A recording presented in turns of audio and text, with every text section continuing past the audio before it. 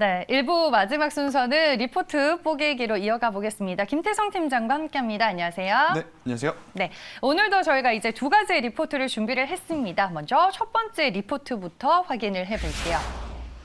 네, DB 하이텍입니다. 최근에 이 종목 얘기가 시장 안에서 상당히 많이 나오는 것 같아요. 오늘 이제 유한타증권의 이재윤 연구원의 리포트 내용을 한번 보도록 하겠습니다.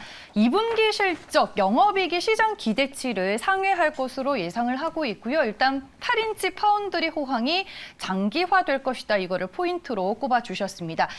투자 의견 매수와 함께 목표 주가는 82,000원으로 TP를 잡아주셨던데 이 리포트 어떻게 보셨어요, 팀장님? 네, 일단 뭐 반도체 IT 산업에서 그동안 계속해서 기다려왔던 레포트 내용이 아닌가라는 생각이 듭니다. 네. 삼성전자도 그렇고 SK 하이닉스도 그렇고 계속해서 이제 좋은 이야기들은 나오는데 올해 이제 1분기 지나고 나서부터 가장 이 횡보성이 짙었던 종목들, 짙었던 섹터들이 바로 반도체 IT가 아니었나 이렇게 좀 말씀드릴 수 있을 것 같아요. 그만큼 반도체 IT 같은 경우에는 올해 이제 개인 투자자분들이 굉장히 관심 있게 보는 종목 그리고 이제 많이들 들고 있는 종목이다 보니까 횡보성 조정을 보였을 때 가장 지쳤다라는 표현을 할 정도로 고민이 많았던 종목이 아니었나 싶어요. 네. 하지만 이제 반도체 같은 경우에는 우리가 올해 1분기 굉장히 열광했던 이유는요. 우리가 생각했던 것보다 더 좋은 실적을 냈기 때문입니다. 그러면 올해 상반기보다 당연히 하반기 그 실적을 뛰어넘는 결과치가 나와야지만 주가가 올라간다라는 거죠. 다행스럽게도 올해 하반기 지금 실적에 대한 기대치가 계속해서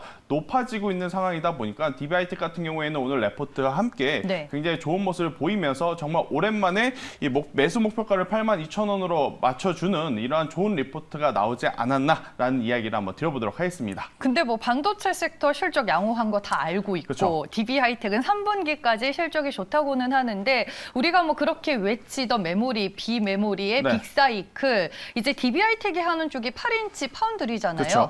여기는 이제 호황이 뭐 거의 확실시 되는 국면인가요? 네, 일단 뭐 눈으로 보이는 지금 성과들이 나타나고 있습니다. 네. 지금 8인치 파운드리가 많이 들어가는 제품이 제가 어제 레포트 시간에서도 한번 언급을 드렸던 기업이 하나 있는데요. ITM 반도체라는 기업을 말씀드렸어요.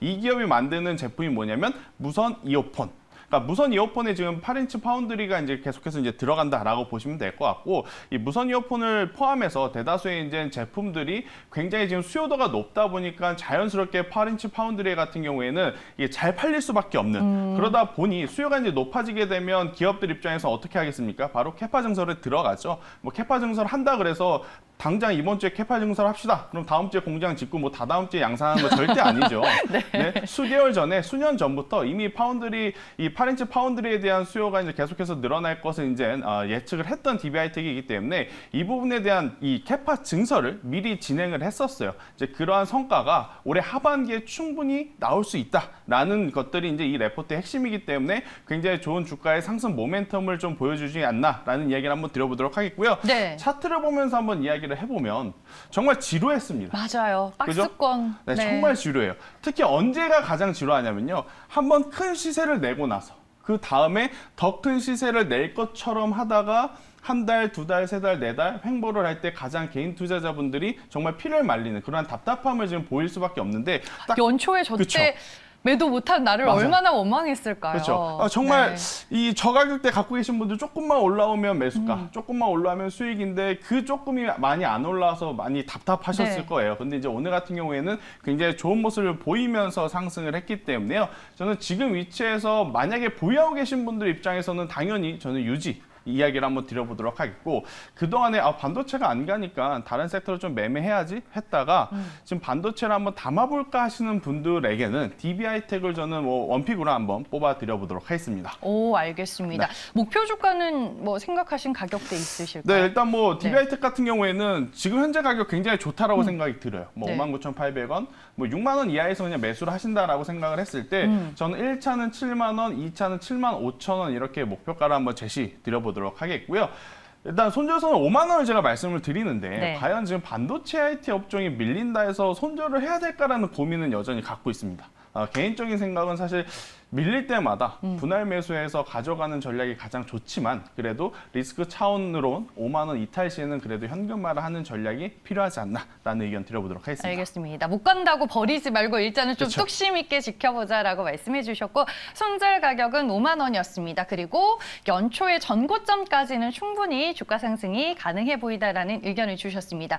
그러면 이 리포트 내용에 대한 별점은 몇 점 주시겠어요? 네, 일단 뭐 5점 네. 만점에 5점을 줄 것처럼 제가 말씀을 드린 것 같은데 네. 5점 만점에 5점보다는 일단 4점을 좀 드리는 게 뭐냐면 하반기에 계속해서 이제 좋다라는 이야기는 나오곤 있지만 우리가 눈으로 확인할 때까지 실적을 정말로 이제 잘 나오는 것을 확인할 때까지는 제가 별점 5점 중에 5점 다 드리기는 어렵고 네. 그래도 확인하고 가자라는 의견으로 별점 4개 한번 드려보도록 하겠습니다. 네, 알겠습니다. 첫 번째 리포트는 DB하이텍으로 만나봤습니다. 다음 두 번째 리포트로 넘어가 볼게요. 네, 섹터가 확 달라집니다. 호텔신라입니다. 키움증권 박상준 애널리스트가 오늘 내놓은 리포트입니다. 눈앞에 다가온 수요입니다. 1분기에 호텔신라가 영업이익 흑자 전환에 성공을 그렇죠. 했고 2분기에도 영업이익이 시장 컨센서스를 상회할 것으로 예상이 되고 있습니다. 여행 수요 회복할 거 뭐 누구나 다 아는 얘기인데 그렇죠. 얼마만큼 실적에 반영이 되는지가 이제 앞으로 중요할 것 같습니다. 목표 주가는 12만 5천 원인데 어떻게 보세요, 리포트 내용? 네, 일단 뭐 호텔신라 같은 경우에는 실적에 좀 포커스를 맞춰서 봐야 된다. 자, 네. 우리가 지금 컨택 관련주들, 뭐 호텔신라뿐만이 아니고 여행, 항공, 화장품 이 종목군에 관심을 갖는 이유는요. 앞으로 코로나19 이전의 실적을 회복할 것이다라는 기대감입니다. 네. 자, 그런데 그건 단순히 기대감이죠. 실질적으로 외국인들이 우리나라에 많이 놀러 오지도 못하고 우리나라 사람도 마찬가지죠. 해외를 지금 자유롭게 여행을 갈 수 없는 상황. 실제 뭐 오고 가고의 왕래는 없어요. 그럼에도 불구하고 분기 실적이 잘 나왔다는 거예요. 네. 그만큼 지금 실적이 굉장히 탄탄하게 나온 호텔신라이기 때문에 만약에 실질적으로 그러니까 단순 기대감이 아니고 우리도 이제 자유롭게 여행을 가고 또 외국인들이 또 우리나라를 자유롭게 여행을 오게 된다면 지금 여기 실적의 그러한 여행객들의 수혜를 얹혔을 때는 더 좋은 실적을 나타낼 수 있다라는 겁니다. 그러니까 단순히 이 컨택 관련한 기대감으로 인해서 오르는 것이 아닌 눈에 보이는 실적을 지금 계속해서 나타내면서 성장하고 있는 기업이기 때문에 최근에 뭐 이 코로나19 변이에 대한 이야기들 나오죠. 델타 변이 바이러스에 대한 이야기들이 나타나면서 뭐 많은 글로벌 시장들이 뭐 외부 충격을 받기도 했습니다만은 저는 충분히 그러한 이슈가 있다 하더라도 본업으로 인해서 본업의 성장성으로 인해서 실적이 잘 나오는 기업인 호텔신라 같은 경우에는요. 컨택 관련해서도 가장 좀 앞서 있는 그러한 기업이 아닌가라는 이야기를 한번 드려보도록 하겠고요. 지금 실질적으로 제가 이제 여름 휴가라든지 혹은 주말에 제가 뭐 놀러 가보려고 이 호텔을 예약을 한번 들어가 보려고 했거든요. 근데 정말 다 만실이에요. 그만큼 이 내수 여행객들이 굉장히 많아졌기 때문에 그에 따른 지금 네. 수혜도 지금 받고 있는 호텔신라다 이렇게 좀 말씀드릴 수 있을 것 같고 또 이제 과거와는 다르게 지금 시내 면세점의 외형도 굉장히 또 빠르게 성장을 한 상황입니다. 그렇기 때문에 여행객들이 없더라도 굉장히 좋은 실적을 낸 호텔신라 만약에 여행객들이 들어온다면 지금보다 더 좋은 성과를 낼 수 있다. 이것을 이제 포커스를 맞춰서 봤을 때는 굉장히 우리가 관심 있게 봐야 되는 종목군 중에 하나가 아닐까라는 의견을 드려보도록 하겠습니다. 네, 면세점과 호텔을 나눠서 봐야 될 텐데 일단 그렇죠. 호텔 같은 경우에는 국내 수요만으로도 충분하다라고 그렇죠. 얘기를 해주셨고 제 친구가 7월에 결혼을 하는데 제주도로 신혼여행을 가요. 이번에 호텔신라로 예약을 했는데 1박에 80만 원 정도 하더라고요. 그렇죠. 그만큼 가격이 참 네. 어마무시한 게 확인이 되고는 있는데 근데 아쉽게도 최근에 차트가 좀 네, 아쉽다라고 할 수는 꺾였어요. 있어요. 네. 그러니까 제가 지금 이 말씀을 드리면 보유하고 계신 분들이 제 욕을 하실지 모르지만 맞아요. 네. 저는 지금이 찬스다라고 생각이 들어요. 아, 만약에 오히려 네. 호텔신라가 계속해서 고점으로 향하면서 올라가기만 한다면 제가 선뜻 관심 있게 보자, 뭐 매수를 해보자라는 이야기를 못 드렸을 것 같아요. 근데 요즘은 또 가는 종목이 더 가는 경우가 그렇긴 있어가지고 하지만 네. 결국 이거죠. 가는 종목이 가는 시장이긴 맞지만 네. 중장기적으로 하반기 실적을 좀 기대를 해봤을 땐 결국엔 실적이 잘 나오는 기업이 앞으로 살아남을 가능성이 저는 높다라고 생각이 들어요. 네. 뭐 지금 우리 올해에도 마찬가지죠. 수년 만에 실적이 흑자로 돌아선 기업들이 주가가 굉장히 상승 탄력을 많이 받았어요. 그만큼 실적이 가장 중요한 포인트다. 즉 상반기보다 더 좋은 실적을 낼 수 있는 기업이라면 현재 조정을 이용해서 매수를 하고 싶었는데 매수를 못 하셨던 분이 매수를 할 수 있는 저는 찬스가 왔다라는 생각이 들고 컨택주도 같은 경우에는 아마 많은 분들 관심 많으셨을 거예요. 많으셨을 건데 못 사신 분들은 저는 그 중에서도 호텔신라 지금 위치 굉장히 매력적이다라고 생각이 들거든요. 네. 그래서 저는 95,600원, 뭐 10만 원 이하에서 산다면 충분히 더 좋은 목표가 12만 원까지도 갈 수 있지 않을까라는 의견을 한번 드려보도록 하겠고요. 호텔신라 많이 안 올라왔어요.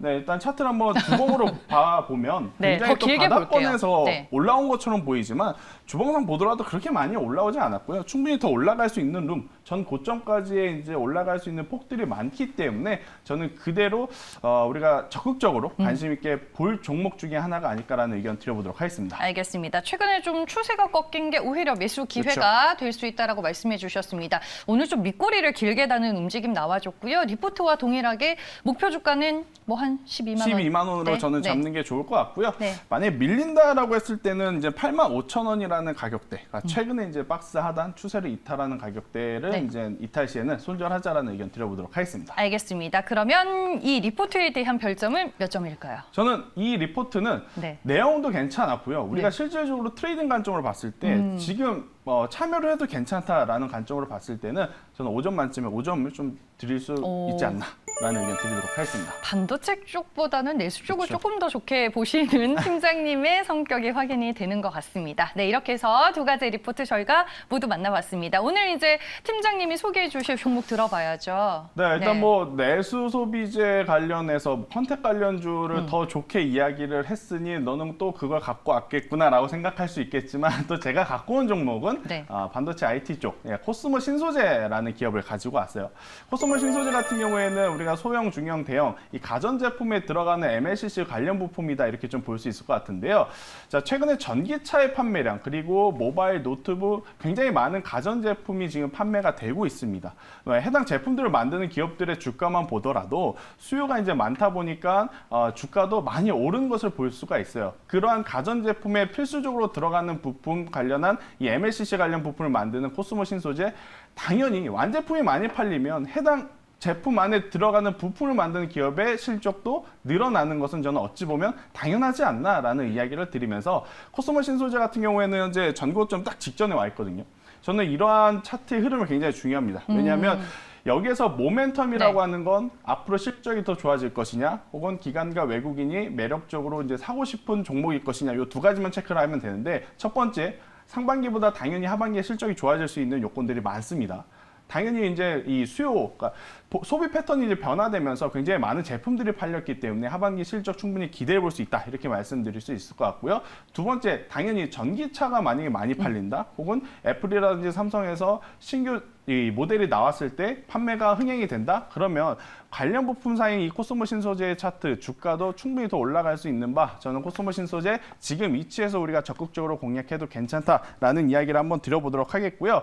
일단 관심 있으신 분들 같은 경우에는 충분히 목표가를 저는 높게 잡아도 괜찮다라고 생각이 듭니다. 그래서 1차적으로는 35,000원을 드리겠지만 최종적으로는 4만 원까지 한번 가져가 보자라는 이야기를 드려보도록 하겠고요. 오, 대신에 네. 손절선 제가 굉장히 짧게 잡아드립니다. 왜냐하면 바닥권 대비 제법 많이 올라온 종목이에요. 그래서 이제 이평선이 이탈될 수 있는 가격 25,000원이라는 가격대가 이탈 시에는 손절하자라는 의견 드리도록 하겠습니다. 알겠습니다. 오늘 종목은 코스모 신소재였고요. 가격 전략 아래 나가고 있으니까요. 잘 참고하시길 바라겠습니다. 지금까지 김태성 팀장이었습니다. 고맙습니다.